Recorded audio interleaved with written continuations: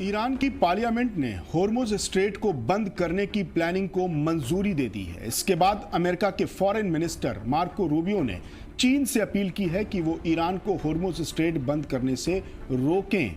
आपको बता दें कि होर्मुज स्ट्रेट दुनिया भर में गैस और तेल की सप्लाई के लिए स्ट्रेटेजिक तौर पर बहुत अहमियत रखता है।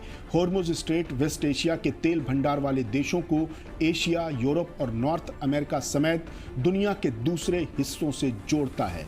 दो बड़े ओशियंस को आपस में जोड़ने वाला होर्मुज स्ट्रेट पर्शियन गल्फ और गल्फ ऑफ ओमान के बीच ईरान और ओमान की समुद्री सरहद के बीच आता है। ये एक पतला वाटरवे है।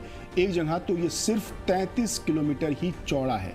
दुनिया की कुल तेल सप्लाई का तकरीबन 5वां हिस्सा इसी रास्ते से होकर गुजरता है।